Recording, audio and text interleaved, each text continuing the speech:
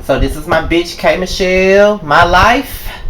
Well, this is her show, K Michelle, my life. But this is all about my bitch from the Memphis, Tennessee, which is 2 hours away from me, or whatever. So let's just get into the motherfucking video. I get really excited when I do my K Michelle my life video. I have so many reasons why I get so excited, but let's just get into the video. Let's just do that. So K Michelle is, you know, pretty much getting her tracks together for her new album, which is aptly titled Anybody Want a Heart, and the song that's playing as Nima walks in is the current single Love 'Em All. So as she walks in, you know,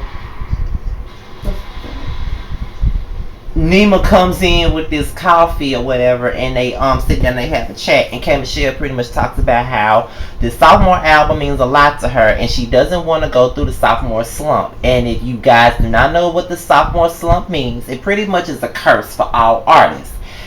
This, like, the first album could be your blast off, or your blast off and your ending. You know what I'm saying? And that second album pretty much will solidify you as an artist, and it will pretty much let you know that that artist has staying power. Meaning, say for instance, your first album, even though in these days albums don't sell that many numbers anymore. I know when I was growing up, albums did sell these kind of numbers, but let me just get to the point. Say for instance, your album sold 5 million copies. Your first album sold 5 million copies, and you had like 4 number one hit singles. Your second album come out and you only sell 500K.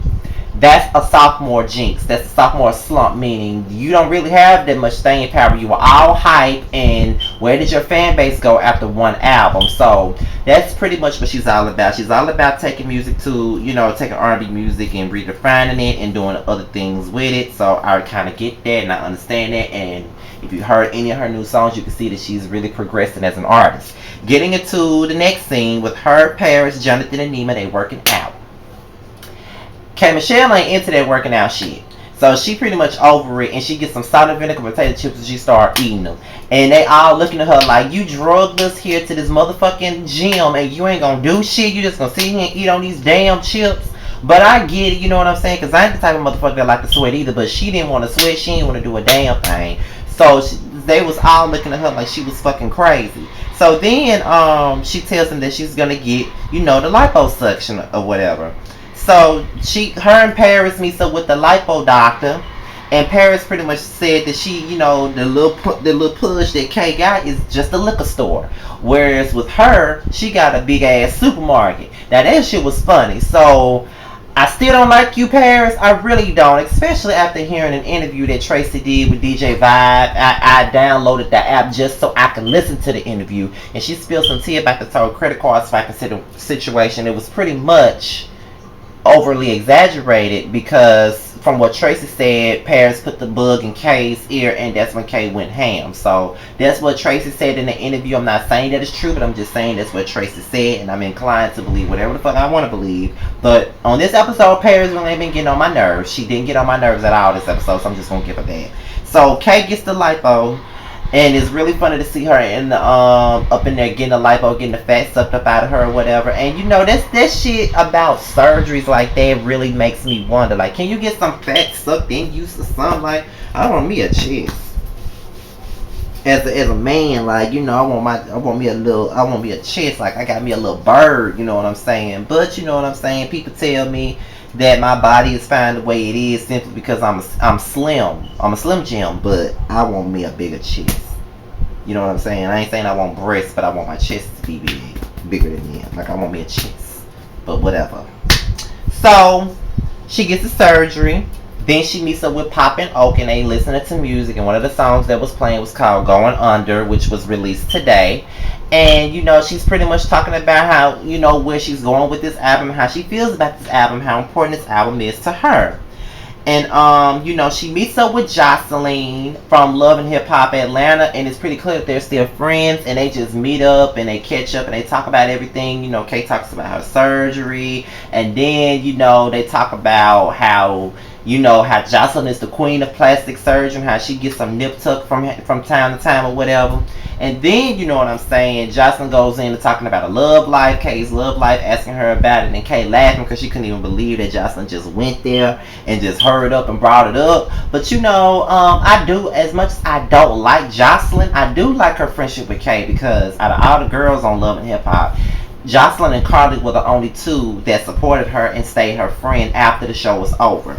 And you know, Erica and Arian was Kay's closest friends on Love and Hip Hop Atlanta, and at this point in time, I cannot even believe that she's not friends with either of them anymore. Erica asked, I can believe, but Arian seemed to be so team K Michelle and so supportive. But after the show was over, she wasn't anymore, and that's why everybody's wondering how the hell her and Jocelyn, or how the hell her and Carly can be friends. Those are the main two that supported her, and them are hoes that I don't even like. But you know, when it comes to Kay, if she like it, I love it. So you know. But what was really funny is that Jocelyn, as much as I can't stand her ass, she can give me a laugh anytime, because she's sitting up here trying to coach Kay on putting strawberries and gummy worms and shit up her pussy so they man can eat it. It was so motherfucking funny. Like, I couldn't even believe that shit. So you know, it's Kay's photo shoot. It was 2 weeks after the surgery, and she's ready to bear it all for her album packaging or whatever. And Jonathan is pretty much shocked that that's what she wants to do. She got 50 bundles of weave in her head. And you know, she does the photo shoot, she does the risque photos, and then she runs through the place naked. So then she has this listening party for anybody who want to buy a heart. And she talks to Paris, Nima, and Jonathan about the album, and they are pretty much excited because Kay hasn't let anyone hear the music, and they're pretty much excited and they want to hear the music. So then they go into the listening party, and I know the listening party was way longer than that, because I saw people on Instagram at the time of their listening party talking about all the songs they heard. We only got to hear one, and that's the country record that she was talking about that's gonna feature a country singer. And allegedly, from what someone said on the message board, that one of the country singers are either Tim McGraw or Taylor Swift. I think it would be hot if she had Taylor Swift on a country record with her, even though I don't like Taylor Swift. But for that, you know, mainstream attention, that would be nice to see Kay working with somebody like that. Someone that nobody would expect her to work with. So after listening party, you know, that's when Bobby comes into play. And he's very aggressive, coming on to her very aggressively and stuff like that. And at the end of it all, you know what I'm saying? That was pretty much the gist of it. He asks her out on a date. He kisses her on the face, and Kay is pretty much taken aback by this guy. You know what I'm saying? So, that's my review on K Michelle, My Life. This is episode 4. All of my information is at the bottom of the video. I hope you guys enjoyed the 2 videos, this video and Love and Hip Hop Hollywood till the Bad Girls Club redemption video. I am out here, y'all. Peace.